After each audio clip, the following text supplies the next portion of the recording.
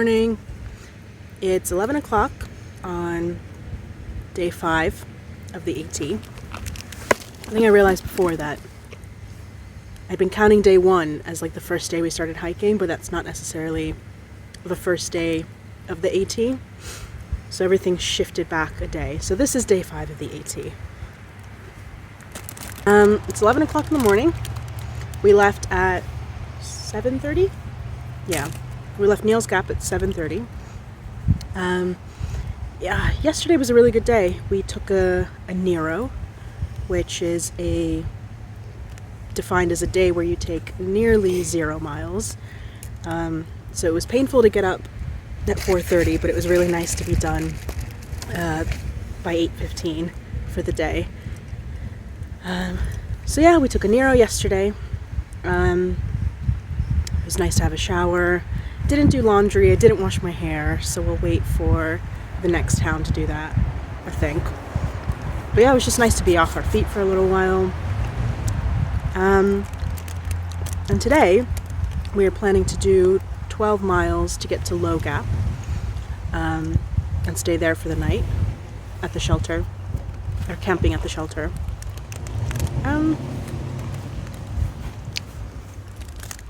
So yeah, we'll see how we get on. We're just having our lunch right now. And it's a pretty cloudy day, but it's still very nice, and it's meant to be a nicer day for the rest of it, next few days. So yeah, we'll catch you later.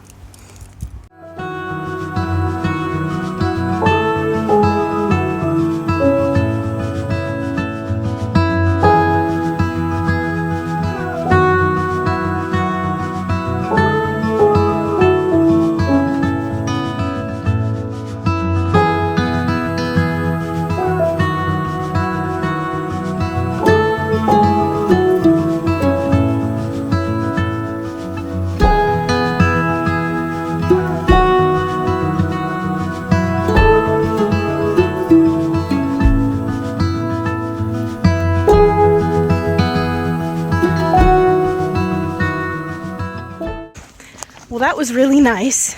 That was the first piece of trail magic ever. And for those of you who don't know, trail magic is when strangers, former hikers, anybody really, brings food and drinks to hikers just out of their own goodwill. It's all free. So I think that one set the bar pretty high. There were so many snacks and drink options and fruits and soup and baked potatoes, all that stuff. I will be honest, full disclosure, I've been pescatarian for a year now, and I think it was something I was really grappling with when thinking about what I was going to do on trail in terms of getting all my nutrition. And I decided that if trail magic came along, or if the opportunity came along and I had to eat meat, then that's what had to happen. So I should have known better. It was like, we're in the South. Even if you tell me it's a baked bean stew, it's gonna have meat in it, isn't it? So I had it, and it was delicious, and I feel so re-energized. My pack is slightly heavier from having taken all those snacks with me, but yeah, just it's really nice to sit and chat with people, other hikers who came by, just getting to know the trail community a little bit better on and off the trail. And yeah, it was lovely. They said a nice little prayer for us before we left, and yeah, I'm just in really good spirits now.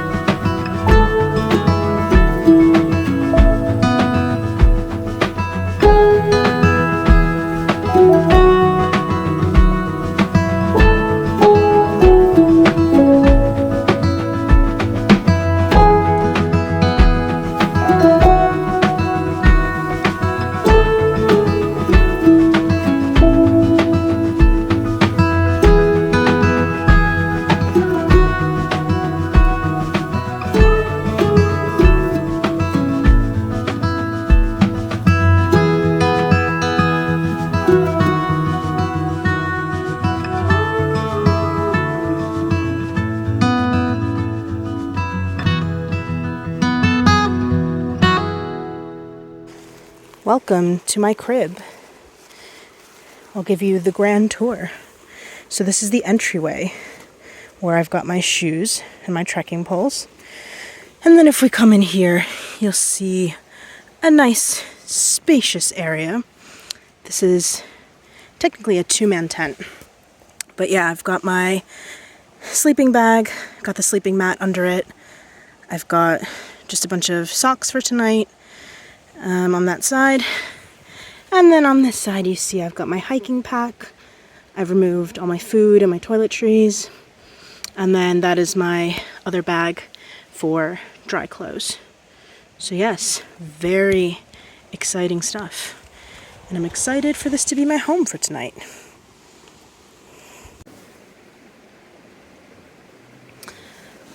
So I recorded this bit earlier actually, but I think there was just too much noise from the stream, and it didn't sound great, so I'm just gonna redo it. But basically, I started off by saying that the reason I'm in my tent tonight was, one, I really wanted to get some use out of it. I did bring it after all. And two was, I think I just needed a little bit of a social break from the shelters. And what more better way to do it than your own tent, where you can talk to a camera by yourself and not be disturbed. So yeah, there are a few things that I've been thinking about just whilst I've been hiking. I don't listen to any music or anything, so I have all the time in the world to be in my own thoughts. And I've written a list of them down, so I might just sprinkle them into videos here and there. But the first thing that I wanted to talk about was about just the privilege of being able to do a thru hike and acknowledging that. And when I say privilege, I think that comes in many forms. So, for example, there is the physical privilege of being able to do a thru hike. I've heard stories of people who keep putting off their thru hike until life circumstances are better for them and they end up getting an injury, or just some medical complication happens and a thru hike no longer becomes possible for them.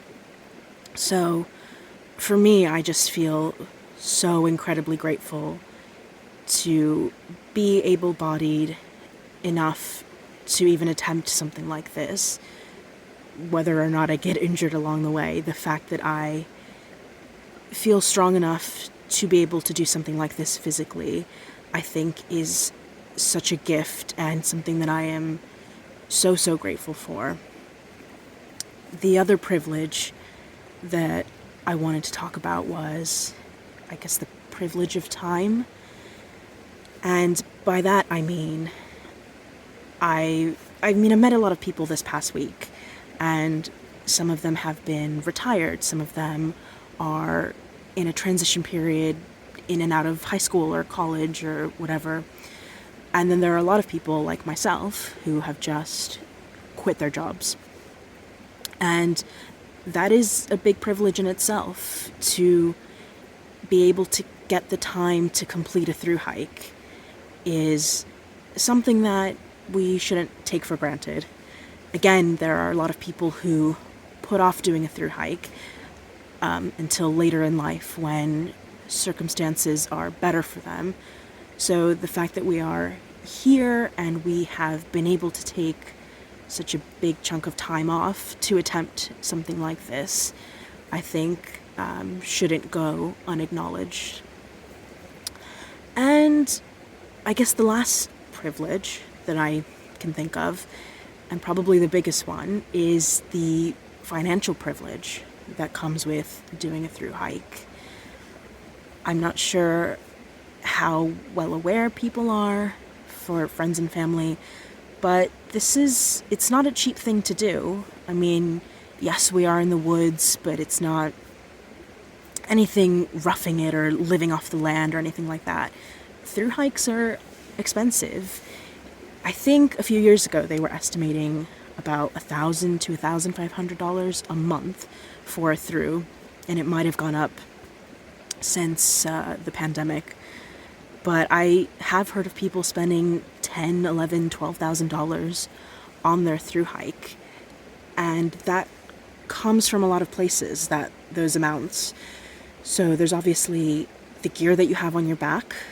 I mean, I know a lot of us have hundreds, if not thousands of dollars of gear on our backs, and our bodies. And it also comes with the day-to-day experience of the thru hike. So we not only have to think about resupplying our food every few days, we also have to think about when we want to stay in hostels or hotels, paying for showers, paying for laundry, for example. Getting shuttles to and from towns costs money. If any of our gear breaks, the cost of replacing that. So I think it's very important that when you hear about people attempting things like this, or when you see videos of people attempting things like this, that you understand the context that comes with it, that some people have made a lot of sacrifices, and some people are also just happen to be in very fortunate positions to have the time and the money and the physical ability to do something like this. And I guess on that last bit, on the financial aspect, that kind of leads me into another thing that I've noticed just in the few days that I've been here. And it's about the amount of consumerism on trail. Not necessarily hyper-consumerism, but just the extent to which thru hikers purchase and go through things. I was aware of it, but I only think it quite hit me this week. As we go along the trail, there are a lot of boxes where hikers will dump the stuff that they've abandoned, and we're talking expensive gear in some of these circumstances that people are just leaving behind. Maybe another thru hiker will come pick it up. I don't really know what happens to the rest, but yeah. And there's also people who, I saw it just yesterday, people abandoning the bags that they've already brought, purchasing new ones. And there is some element of practicality to all that, I think. People want to save pounds, they want to carry lighter things, and they're willing to spend more money on that. But I guess for me, I think I'm just a little concerned at the amount of money that people are going through, not necessarily thinking about purchases ahead of time. Where is all the stuff going that's being abandoned? And just knowing the financial amount tied to all of that activity. And that's really one of the reasons why, the big reason why I haven't done a gear video, and I don't plan on doing a gear video, is because I don't want to focus on the types of things that I have in my pack. I don't want to focus on brands. That's not really what my channel is about. I just want to show people the experience, the little things that I've noticed, the feelings that trail has given me. So that's what I would like to focus on more than the stuff that I'm carrying necessarily. So all of that being said, I'm just so incredibly grateful to be here, to be physically well enough to be here, to have the money to be able to be here, to be having the experiences that I am. Just please know that I feel so grateful, and I can't wait to see where this adventure takes me. So that's enough of my rant for tonight. I should probably get to bed, but I will see you all tomorrow for day 6 on the AT.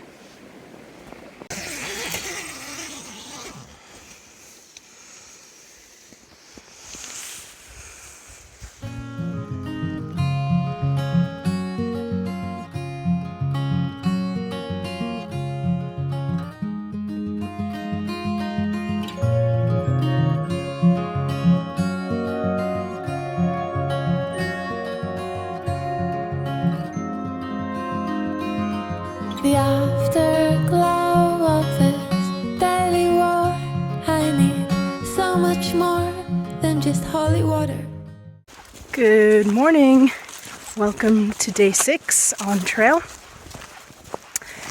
I slept pretty well last night in my tent.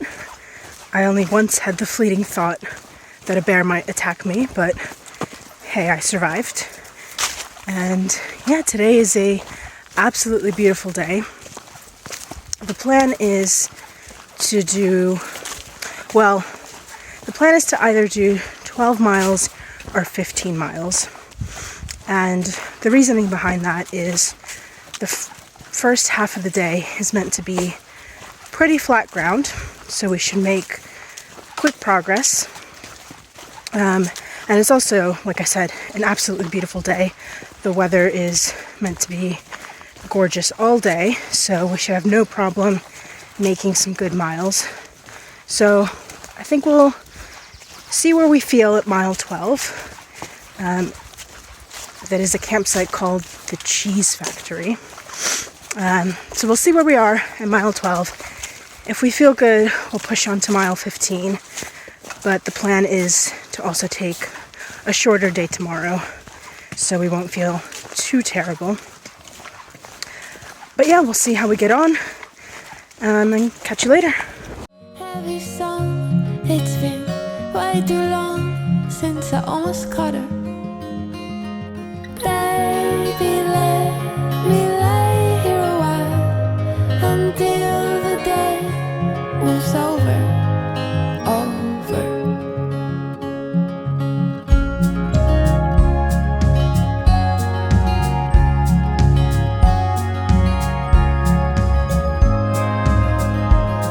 I'm hanging on, yes, I'm staying home. I need so much ground just to keep from floating. My love is roaring that heavy song. It's been way too long since I almost caught her. Baby, let me lay here a while until my heart goes sober. Baby, let me lay here a while until my heart goes sober.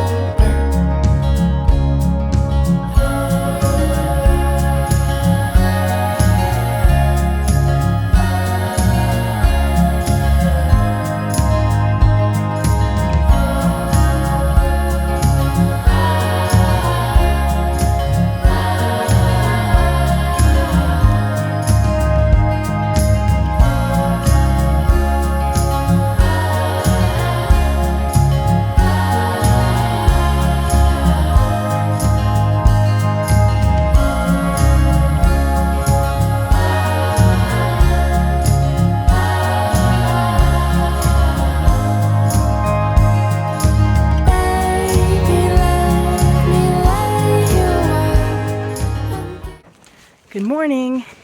It is day 7 on the AT. Yesterday was a crazy day. We ended up pushing to 15.5 miles to get to Trey Mountain Shelter. The first half of the day was quite nice and easy, but as soon as we got to, we took a break at Unicoi Gap, which is where the trail magic was. And then everything after Unicoi Gap was just brutal, up hills, down hills. I think we ended up doing about over 4,000 feet of ascent throughout the day. And we ended up getting into the shelter around 6 p.m. But it was quite nice because we were hiking around the same pace as a lot of other people. I think we've got a little group now. So when we got into the shelter, everyone always, congratulates you. And we all said how proud we were of each other for managing to finish that brutal day. So yeah, that was nice. So we didn't really have that much time last night from getting into camp until when it got dark. So we unpacked our stuff, did our hygiene routine. I didn't even eat dinner because it was just I was still so full from trail magic. And then we went straight to bed. So nothing too exciting last night.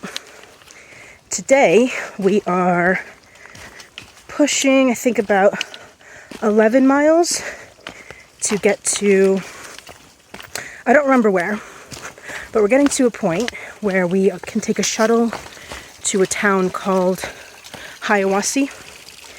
And in Hiawassee, apparently, every Monday there is a cookout in the town square. So that is our aim for today, is getting to the cookout. And then we've also made reservations. Whoop, my bad.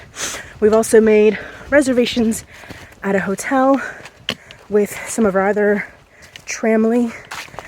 So we're going to spend the night at the hotel as well. So should be a good day. Just got to crank out these miles and then we'll let you know how it goes.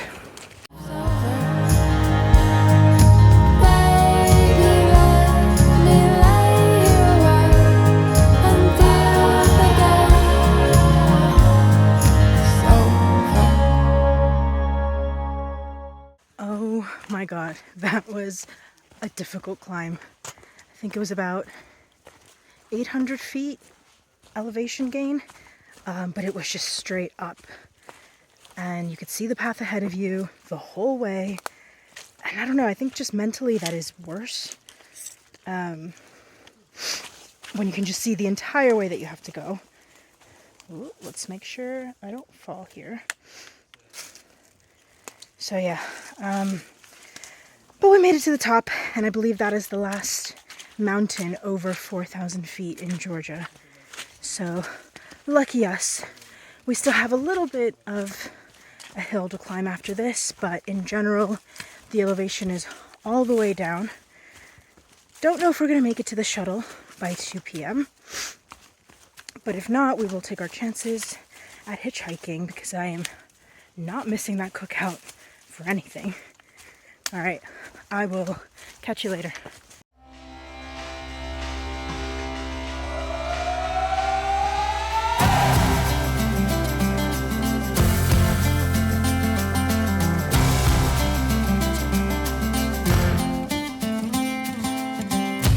Love was holding all the cards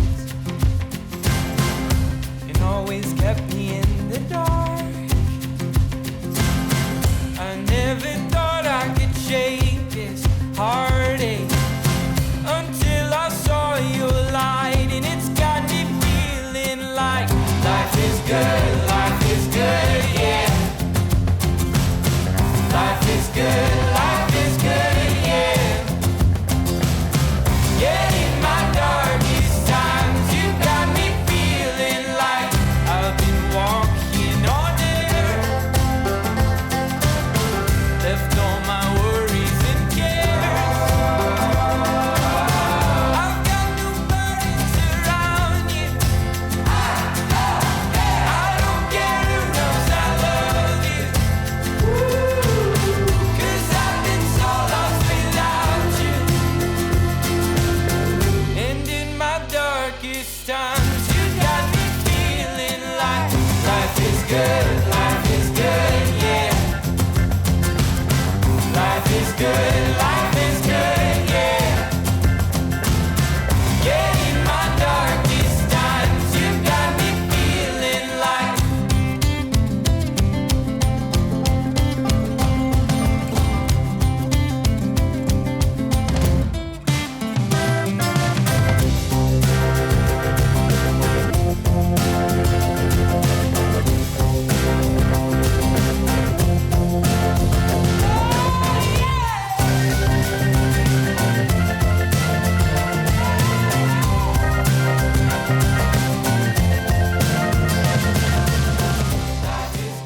All right, so we're all chilling at the hotel.